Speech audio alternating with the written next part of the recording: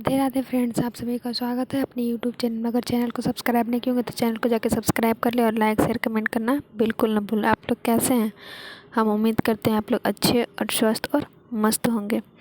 तो हम लोग सार संग्रह बुक पढ़ रहे थे, कंप्लीट कर रहे थे उसको। उसमें 6 टॉपिक कंप्लीट हो चुका था। आज 7वां टॉपिक था संगम काल। 7वां टॉपिक देखते हैं, संगम काल। संगम युग में अयूर किस लिए विख्यात था? तो किसके लिए था ये? कपास के लिए, कपास के व्यापार के लिए मुख्य केंद्र था। ठीक है, कपास के लिए क्या था? मुख्य केंद्र था।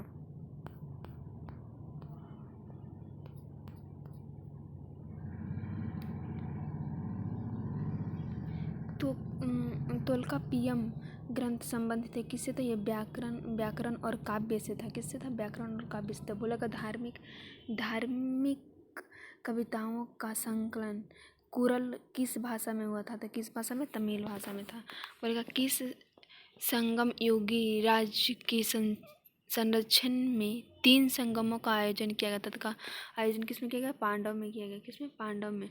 बोलेगा कि लाल चेर के नाम से प्रसिद्ध वह चेर शासक कौन था जिसने कनगी यानी पत्नी के मंदिर का निर्माण करवाया था? किसने करवाया था? शिनगुरुट्टवन ने करवाया था।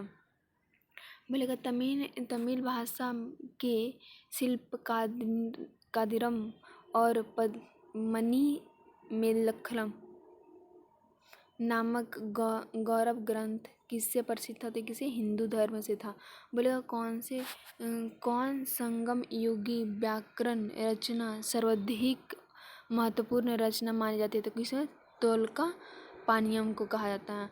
बोलेगा मुजरिस किस राज्य का प्रमुख बंदरगाह था? तो किसका था? चेर का था। बोलेगा प्राचीनतम तमिल देवता मुग्रोन किस वैदिक देवता के सदृश है? तो किसके है ये? कार्तिकेय का है। किसका है? कार्तिकेय का। संगम कालीन साहित्य में कौन को एवं मनन किसके लिए प्रयुक्त है? तो किसके लिए? राजा के लिए। बोलेगा तमिल काव्य का इलियड कहा जाता है। किसे कहा जाता है? शिल्प दिकारम को कहा जाता है। बोलेगा चेर वंश का शासक किस क्षेत्र पर था? तो केरल पर था। चेर वंश का शासक किस पर था? तो केरल पे था। बोलेगा चेर वंश का प्रसिद्ध शासक कौन था? तो शिनगुट्टवन था। चोल वंश का प्रसिद्ध शासक कौन था? करिकाल था। चोल वंश में सूती वस्त्र उद्योग का प्रमुख केंद्र कहाँ था? ओमुरई में था। कहाँ था? ओमुरई में था।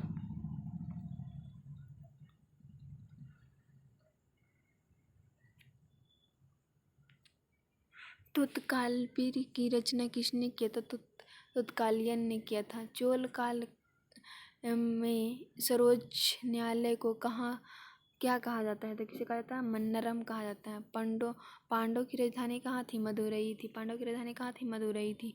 तमिल का गौरव ग्रंथ जीवन चित्रामणि किससे संबंधित था? तो जैन धर्म से संबंधित था।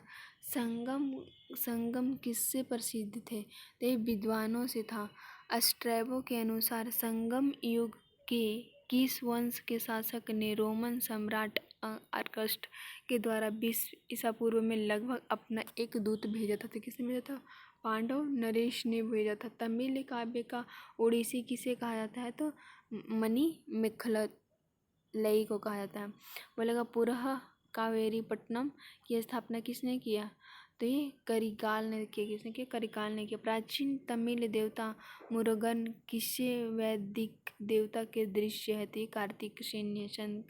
बोलेगा प्रथम संगम काल का जो आयोजन हुआ था, प्रथम संगम काल कहाँ हुआ था? तो मदुरई में हुआ था। और किसकी अध्यक्षता में किया गया था? तो अंगत्यार्क के।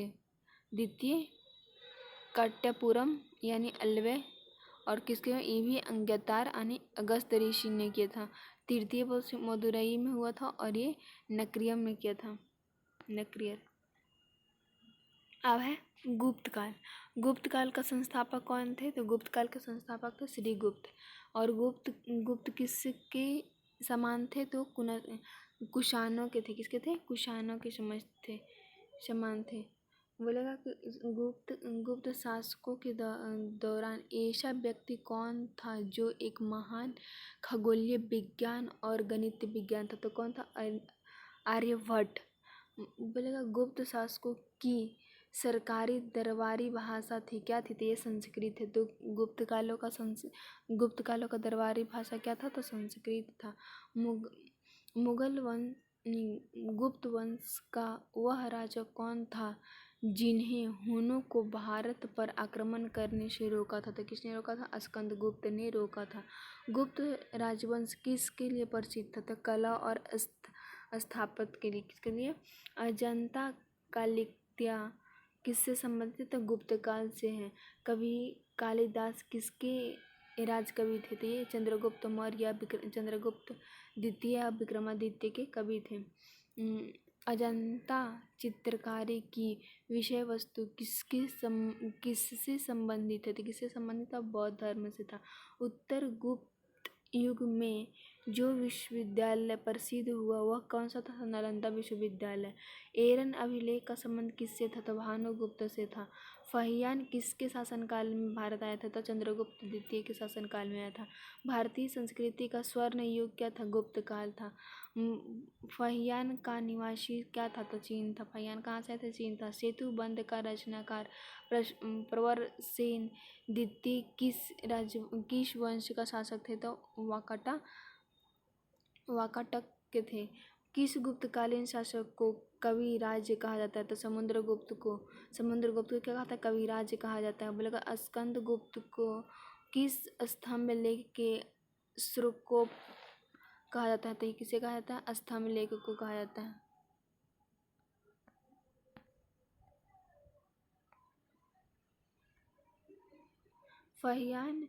फाहियान और हेंगसॉन ने किसके राजाओं को देखा था? तो चंद्रगुप्त विक्रमादित्य हर्षवर्धन कर्म। और फिर धनवंतरी थे। धनवंतरी कौन थे? चंद्रगुप्त विक्रमादित्य के राज दरबार में नवरत्न में से एक जोखिम प्रसिद्ध चित्रकारी थे। गुप्तकालीन शासक प्रणाली किस प्रकार की थी? तो ये राजतंत्रात्मक था। गुप्त काल स्थापना कला का सर्वोच्च मंदिर कहाँ था? तो देवगढ़ का दशावतार मंदिर में। बोलेगा अजंता की गुफाएं में किन गुफाओं का निर्माण गुप्त काल में हुआ था? तो 16, 17, 19 किस में हुआ था? गुप्त काल में हुआ था। अमरकोश के लेखक अमर सिंह किस शासक के दरबार से जुड़े थे? तो चंद्रगुप्त द्वितीय के दरबार से जुड़े थे।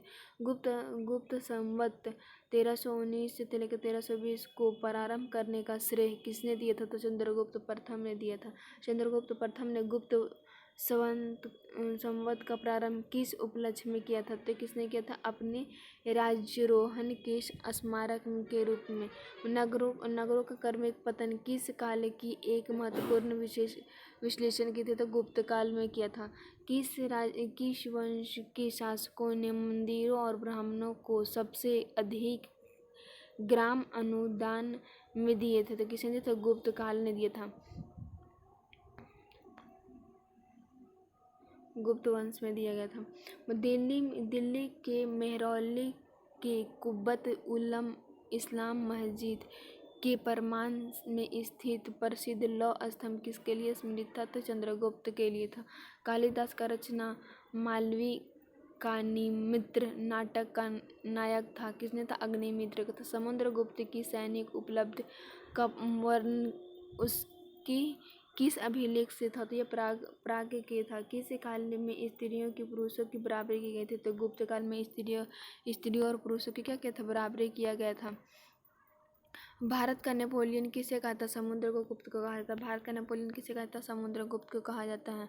फिर बोलेगा किस राजा का एक अन्य नाम देवगुप्त था? तो चंद्रगुप्त द्वितीय का था। प्रथम गुप्त शासक जिसने परम भागवत की उपाधि धारण की थी वह कौन था? चंद्रगुप्त द्वितीय था। प्रयाग प्रस्तुति किसके सैन्य अभियान के बारे में जानकारी में था? समुद्रगुप्त के। गुप्त सम्राट जिसने हुनों का पराजित किया था किसने किया था? स्कंदगुप्त ने किया था।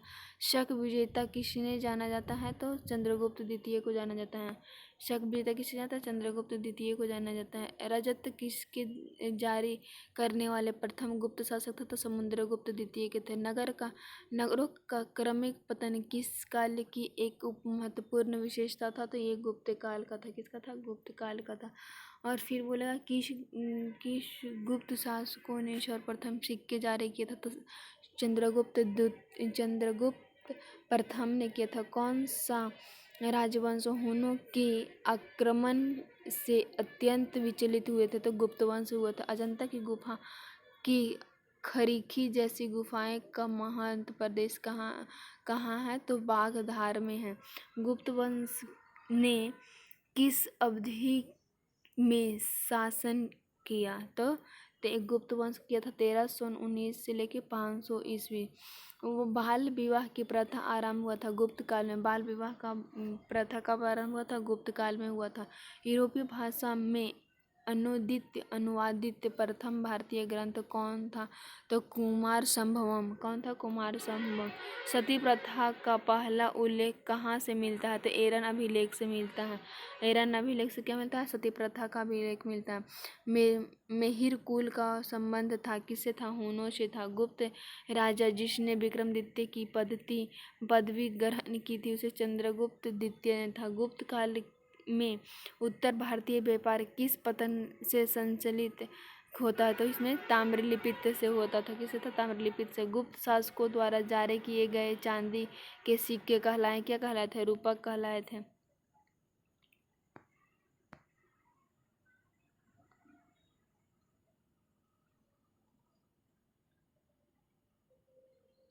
किस गुप्त शासक को नालंदा विश्वविद्यालय का स्थापना किया था? किसने किया? कुमार गुप्त ने किया था।